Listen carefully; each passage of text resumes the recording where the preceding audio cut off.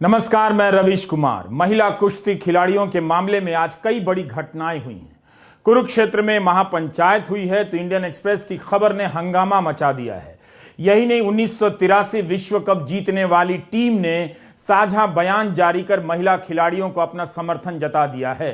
यह बहुत बड़ी घटना है। तेंदुलकर और धोनी जैसे पैसे वाले खिलाड़ी चुप ही रह गए, लेकिन 1983 विश्व कप टीम के खिलाड़ियों ने बोलकर दिखा दिया कि इस देश में अभी जमीर सबका नहीं मरा है, कुछ लोग जिंदा हैं। प्राइवेट समाचार एजेंसी ANI ने यह खबर जारी की है। क्रिकेट खिलाड़ियों ने बयान में कहा है कि हमारे चैंपियन खिलाड़ियों के साथ जिस तरह का बर्ताव हो रहा है उसकी तस्वीरें देखकर हम बहुत बेचैन हैं और दुखी हैं। हम इस बात को लेकर भी चिंतित हैं कि खिलाड़ी मेहनत से हासिल अपने मेडल गंगा में प्रवाहित करने जा रही थीं। वर्षों की मेहनत, त्याग, तपस्या और इरादे से ये मेडल हासिल किए जाते हैं। ये मेडल केवल उनका नहीं है बल्कि देश के गौरव और हर्षोल्लास का है। हम उनसे अपील करते हैं कि इस मामले में जल्दबाजी में फैसला ना करें। उम्मीद करते हैं कि उनकी शिकायतें सुनी जाएंगी। कानून को अपना काम करने देना चाहिए। जमीर जागने में वक्त लगता है मगर जागता तो है। ओलंपिक खिलाड़ी नीरज चोपड़ा, अभिनव बिंद्रा पहले दिन से इन खिलाड़ियों के हक में बयान दे रहे थे। आज 1983 क्रिकेट विश्व कप टीम ने दिखा दिया कि वे वाकई चैंपियन हैं। एक चैंपियन ही चैंपियन का दर्द समझ सकता है। 83 की टीम के इस बयान के बाद अब गोदी मीडिया फंस जाएगा। उसके लिए इन खिलाड़ियों के खिलाफ प्रोपेगेंडा करना, खिलाड़ियों को बदनाम करना आसान नहीं होगा। खासकर वो एंकर अब क्या बोलेगा जो इन खिलाड़ियों की सैलरी और सरकारी इनाम गिना गिना कर इनका मजाक उड़ा रहा था। उम्मीद है उस एंकर ने आज इंडियन एक्सप्रेस का पहला पन्ना देखा होगा और अपनी सैलरी उस बड़े से न्यूज रूम में बता रहा होगा कि इतनी सैलरी लेकर भी हम खाक पत्रकारिता करते हैं। उम्मीद तो यह भी है कि आज स्मृति ईरानी, महिला व बाल विकास मंत्री, उन्होंने भी इंडियन एक्सप्रेस की पहली खबर पढ़ ली होगी जिसमें उन तमाम FIR का विश्लेषण किया गया है जो महिला खिलाड़ियों की तरफ से दर्ज कराई गई है। जिज्ञासा सिन्हा और महेंद्र सिंह मनराल ने लिखा है कि कम से कम 2 मौकों पर इन खिलाड़ियों से यौन संबंध का आग्रह किया गया और कहा गया कि इसके बदले खेल में मदद मिलेगी। बेटी बचाओ बेटी पढ़ाओ टेम्पो पर लिखवा देने से बेटी बचाने का काम पूरा नहीं होता है। अगर इतना ही यकीन है तो प्रधानमंत्री एक्सप्रेस की इस रिपोर्ट को ट्वीट करके दिखा दें कि उनके लिए बेटी बचाओ से बड़ा कुछ भी नहीं। वो छोड़िए, एक्सप्रेस की इस रिपोर्ट को अगर यूपी के 2 बड़े अखबार अमर उजाला और दैनिक जागरण अपने 3 जून के सभी जिला संस्करणों में विस्तार से छाप दें तो कम से कम उस राज्य के लोगों को पता तो चल जाता कि आरोप क्या है। साथ ही साथ इन साधु संतों को भी तो पता चले कि जिन पर कथित रूप से खेल में मदद करने के लिए, यौन संबंधों के लिए जोर जबरदस्ती करने के आरोप हैं, उनका बचाव करने ये लोग क्यों निकल रहे थे, वो भी अयोध्या में। बृजभूषण सिंह ने 5 जून की संतों की रैली अब रद्द कर दी है। लगता है इंडियन एक्सप्रेस की रिपोर्ट का गहरा असर हो गया है। कुछ दिन पहले स्मृति ईरानी ने टाइम्स नाउ न्यूज चैनल से कहा कि बबीता फोगाट जैसी विश्व स्तरीय खिलाड़ी साक्षी मलिक, विनेश फोगाट के साथ नहीं है। तो स्मृति ईरानी सबसे पहले यह भी देख लें कि दैनिक भास्कर में बबीता फोगाट के पिता महावीर फोगाट का क्या बयान छपा है। दैनिक भास्कर के हरियाणा संस्करण में महावीर फोगाट का बयान छपा है। उनकी एक बेटी संगीता फोगाट भी धरने में शामिल है। महावीर फोगाट विनेश फोगाट के ताया जी हैं, चाचा हैं। महावीर फोगाट खुद भी द्रोणाचार्य पुरस्कार प्राप्त हैं। उनका बयान छपा है कि बेटियों की हालत देखी नहीं जा रही, सब कुछ दांव पर लगा, इन्हें मेडल के लायक बनाया, बेटियां छोड़ देंगी पहलवानी। इस मामले में सरकार की ओर से पहल नहीं की गई तो अंग्रेजों की तरह जनता इस सरकार को भी भगाएगी। आज जो महिला पहलवानों के साथ हुआ है, ऐसे तो बेटियां पहलवानी करना ही छोड़ देंगी। महावीर फोगाट की एक बेटी बबीता फोगाट बीजेपी की नेता हैं और पहलवानों की शिकायत की जांच के लिए बनाई गई कमेटी का भी हिस्सा हैं।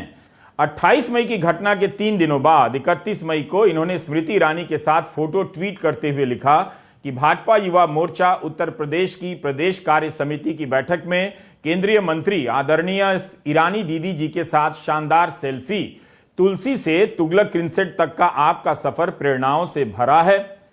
बबीता फोगाट जी, ऐसा ही एक सफर पहलवानों ने अखाड़ों से जंतर मंतर तक का किया है, आपकी बहन ने किया है।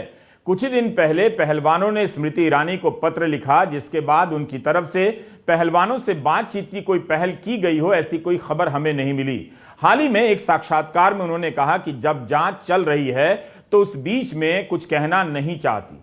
क्या पहलवानों को भरोसा दिलाने के लिए भी कोई बात नहीं की जा सकती है? हम नहीं जानते कि इस मीटिंग में पहलवानों के मुद्दे को लेकर गीता फोगाट और स्मृति ईरानी में कोई बातचीत हुई है या नहीं। जिस पिता ने इन बेटियों को पदक के लिए तैयार किया, महावीर फोगाट, वो कह रहे हैं कि अगर सरकार ने पहल नहीं की तो जनता ने अंग्रेजों को जैसे भगाया वैसे सरकार को भगा देगी। घर बट गया है इस राजनीति के चक्कर में। आपने दंगल पिक्चर देखी होगी। फिल्म के बाद इन लड़कियों का नाम दंगल गर्ल्स पड़ गया था। आज इन लड़कियों के पिता कह रहे हैं कि बेटियां पहलवानी छोड़ देंगी।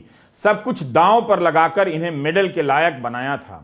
इंडियन एक्सप्रेस में एफआईआर का जो विश्लेषण छपा है, उसे पढ़कर कोई भी न्यायप्रिय नागरिक निष्पक्ष जांच की ही मांग करता, ओवरसाइट कमेटी के नाम पर निपटाने की कोशिश नहीं करता। यह एफआईआर बता रही है कि पीटी उषा ने कितना निराश किया है। आज के दौर में फर्जी प्रोपेगेंडा और धर्म की राजनीति का नशा लोगों पर इतना चढ़ गया है कि लोगों को यह दिखाई भी नहीं दे रहा है। पढ़िए क्या लिखा है इंडियन एक्सप्रेस में। यौन संबंध पर जोर दिया। कम से कम 10 शिकायतों में मोलेस्टेशन, छेड़खानी की शिकायत है। बृजभूषण सिंह के खिलाफ जो 2 एफआईआर हैं, उसमें ये सारी बातें लिखी हैं। यह भी लिखा है कि लड़कियों ने सामूहिक रूप से फैसला किया कि खाने के समय अकेली नहीं जाएंगी, न रात के डिनर के वक्त, न सुबह नाश्ते के वक्त। 2 मौकों पर यौन संबंध बनाने की मांग की गई, जोर दिया गया। अंग्रेजी में इसे सेक्सुअल फेवर्स लिखा है। सेक्सुअल हैरेसमेंट की 15 घटनाओं का जिक्र है। सेक्सुअल हैरेसमेंट में गलत इरादे से छूना, छेड़खानी करना, छाती पर हाथ फेरना वगैरह आता है। लड़कियों की छाती पर हाथ फेरना, नाभि छूना और कई बार पीछा कर उन्हें धमकाना, इन सब के उदाहरण दिए गए हैं एफआईआर में, जो 28 फरवरी को दिल्ली पुलिस ने दर्ज की है। हमेशा ही याद रखिए, सुप्रीम कोर्ट की पहल के बाद एफआईआर दर्ज हुई थी, सरकार ने नहीं कराई थी। उम्मीद है स्मृति ईरानी ने यह रिपोर्ट पढ़ ली होगी। आरोप छाती पर हाथ फेरने से लेकर यौन संबंध के लिए जोर देने तक का है। एक्सप्रेस की रिपोर्टर जिज्ञासा ने लिखा है कि एफआईआर पढ़कर लगता है कि सभी खिलाड़ी एक तरह के डर और यातना से गुजर रही थीं। यह डर किसका रहा होगा, आप समझ सकते हैं।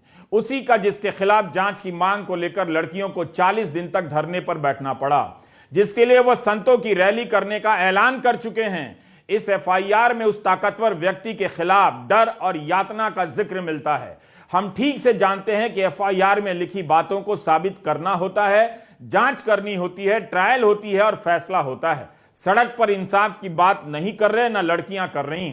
लेकिन इतनी गंभीर बातों के बाद भी एफआईआर के लिए सुप्रीम कोर्ट जाना पड़ा, यह हाल है इस देश का। इंडियन एक्सप्रेस की यह रिपोर्ट ना आती तो आपको अंदाजा नहीं मिलता। बात है कि उनके पक्ष में गोदी मीडिया भी खेल करता नजर आ रहा है।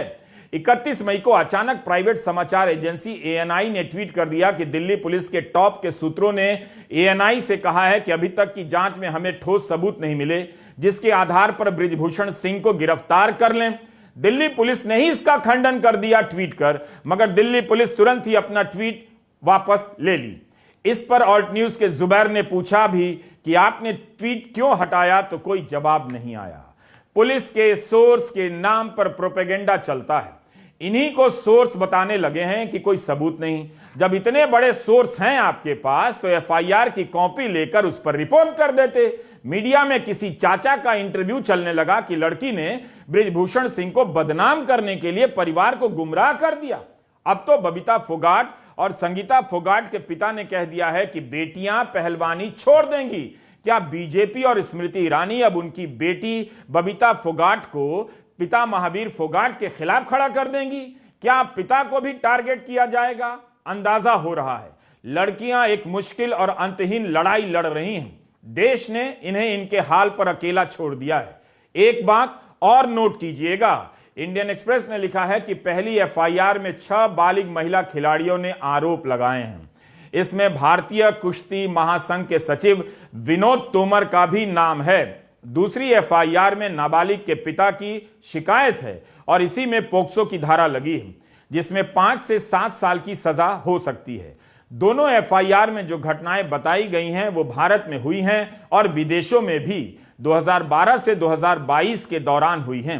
नाबालिग लड़की के पिता ने तो यहां तक लिखा है कि अब उनकी बेटी कभी सामान्य नहीं हो सकेगी। जिस तरह से आरोपी ने उसे प्रताड़ित किया है, उसकी खौफनाक यादें उसका पीछा करती रहती हैं हर समय। एक बात ठीक से समझ लीजिए, आसान नहीं है किसी लड़की के लिए बृजभूषण सिंह के खिलाफ सामने आना। आपने देखा ही कि उनका नाम आते ही सरकार कैसे पीछे चली गई। कोई और होता तो सरकार शायद इतनी देर नहीं करती। जब सरकार जांच के आदेश देने का साहस नहीं कर सकी, तो क्या आपको सही में लगता है कि कोई नाबालिग या कोई भी खिलाड़ी घटना के तुरंत बाद पुलिस थाने पहुंच जाती, जैसे एफआईआर के इंतजार में पुलिस बैठी हो? क्या आपने नहीं देखा कि जब ये लड़कियां एकजुट होकर गईं, तब भी तो एफआईआर नहीं हुई, सुप्रीम कोर्ट जाना पड़ा। अब आपकी स्क्रीन पर 2 तस्वीरें हैं। एक तस्वीर है एमजे अकबर की, जो मोदी सरकार में 2 साल तक विदेश राज्य मंत्री रहे, और दूसरी तस्वीर है बृजभूषण सिंह की, जो बीजेपी के सांसद हैं। 2018 में प्रिया रमानी और अन्य महिला पत्रकारों ने एमजे अकबर के खिलाफ यौन शोषण के गंभीर आरोप लगाए। 20 महिला पत्रकार गवाही देने के लिए तैयार हो गईं। अकबर को मंत्री पद से इस्तीफा देना पड़ गया। एमजे अकबर ने पत्रकार प्रिया रमानी के खिलाफ मानहानि का केस करते हुए कहा कि रमानी ने उनकी स्टेलर रेपुटेशन को धूमिल किया है। करीब 2.5 साल चली उस सुनवाई में कोर्ट ने महिलाओं के हक में फैसला सुनाया। कहा कि हर महिला को अधिकार है कि वो यौन शोषण की घटना के कई साल बाद भी किसी भी मंच पर अपनी बात कह सकती है। कोर्ट ने कहा कि it accepts the contention that MJ Akbar is not a man of stellar reputation, यानी उनकी इतनी भी चमकदार प्रतिष्ठा नहीं है। ठीक इसी तरह के आरोप भाजपा के सांसद बृजभूषण सिंह पर महिला खिलाड़ियों ने लगाए हैं। अकबर और बृजभूषण सिंह पर लगाए गए आरोपों का अध्ययन करेंगे तो आपको कई जगहों पर समानता दिख सकती है। इतना जरूर है कि अकबर को इस्तीफा देना पड़ा। इसी से आप अंदाजा लगा सकते हैं कि बृजभूषण सिंह कितने ताकतवर सांसद हैं। प्रधानमंत्री चाहते तो बृजभूषण सिंह को पार्टी से निकाल सकते थे, जांच पूरी होने तक निलंबित कर सकते थे। एक्सप्रेस की रिपोर्ट अंग्रेजी में है, लेकिन मैं इसका सार संक्षेप हिंदी में पढ़ना चाहता हूं।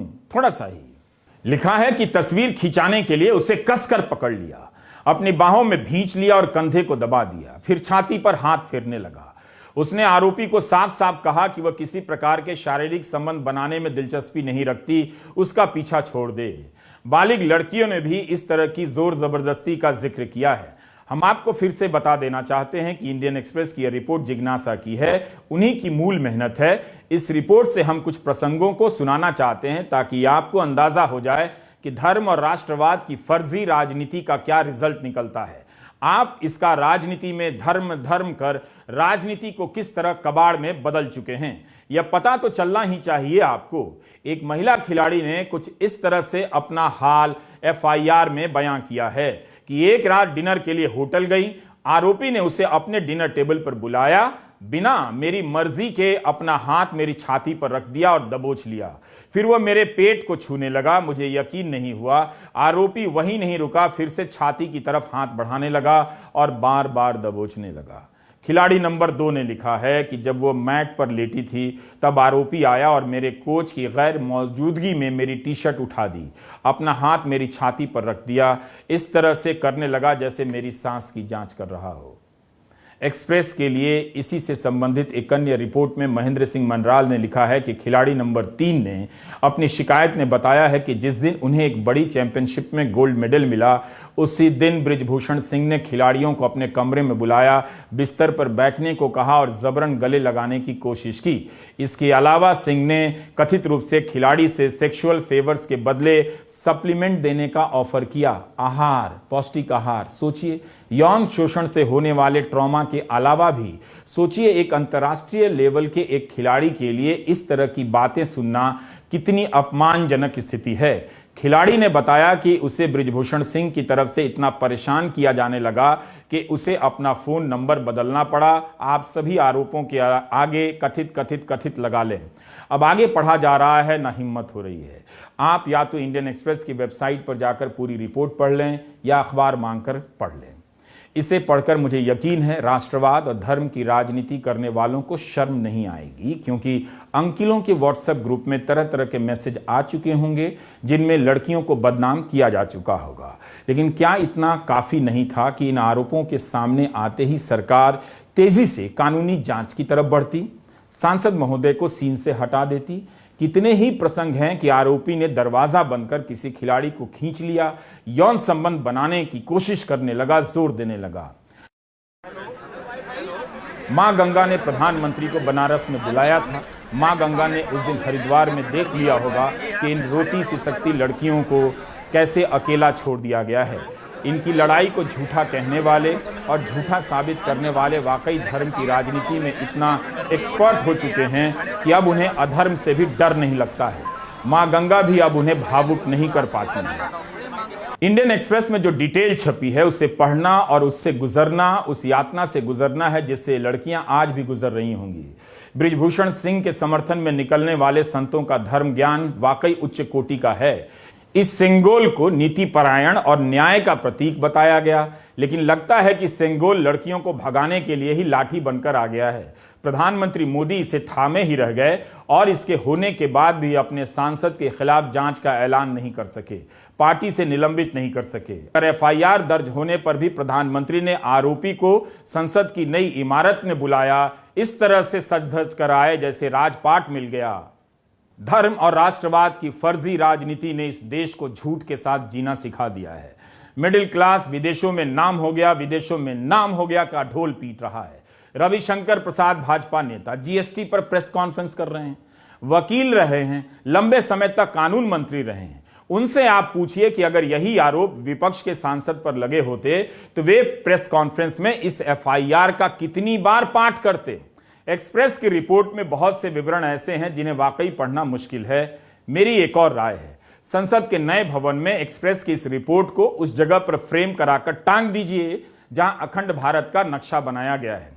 इतने गंभीर आरोप हैं। और तो और साहस देखिए, 31 मई को प्रधानमंत्री राजस्थान के अजमेर में रैली करने जाते हैं और कांग्रेस सरकार पर आरोप लगाते हैं कि बेटियां सुरक्षित नहीं हैं। यह होता है साहस। यहां बेटियों के खिलाफ साजिश करने वालों को राजस्थान की कांग्रेस सरकार ने खुली छूट दे रखी है। कांग्रेस सरकार को बेटियों की सुरक्षा की, बेटियों के हितों की परवाह नहीं है।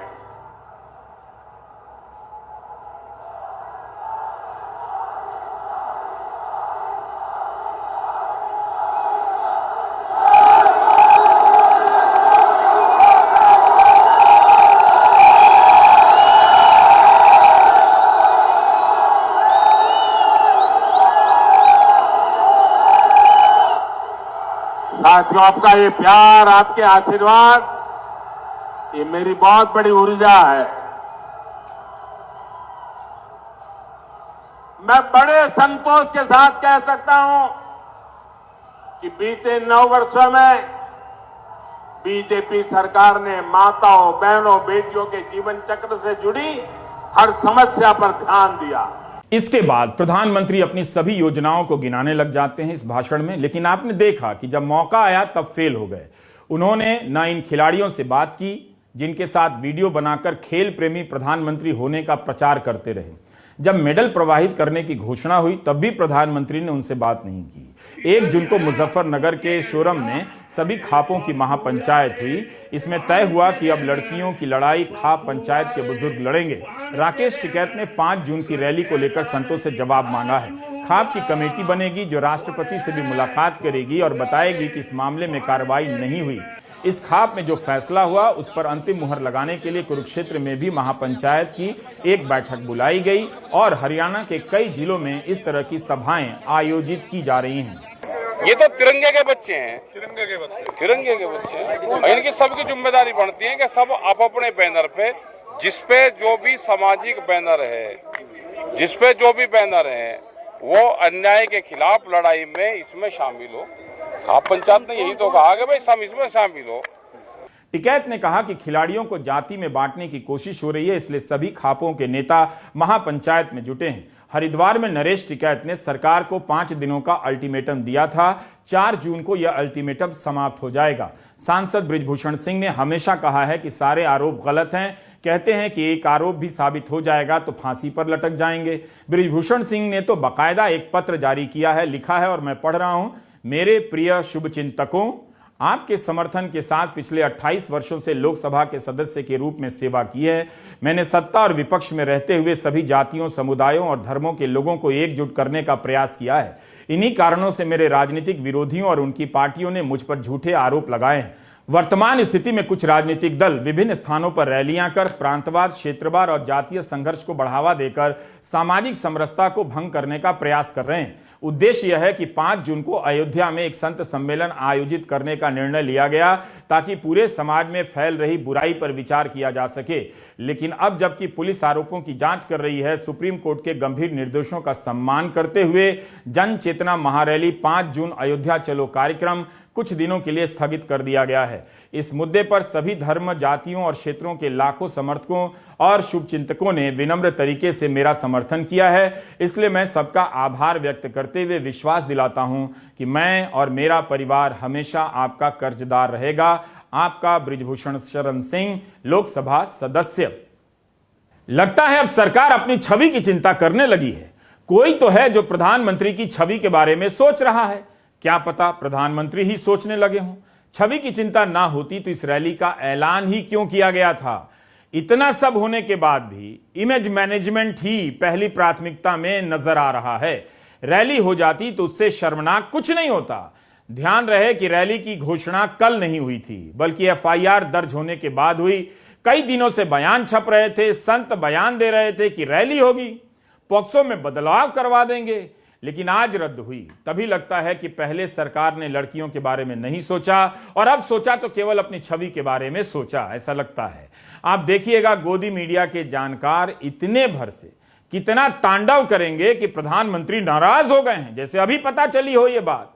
अब हर बात में प्रधानमंत्री एक्शन लेते हुए दिखाए जाएंगे। 40 दिनों से मांग उठ रही थी, एक बयान तक नहीं आया प्रधानमंत्री का। कम से कम बीजेपी के अध्यक्ष को तभी बयान दे देना था कि बीजेपी का कोई भी व्यक्ति, कार्यकर्ता, सांसद, विधायक बृजभूषण सिंह की जन चेतना रैली में नहीं जाएगा।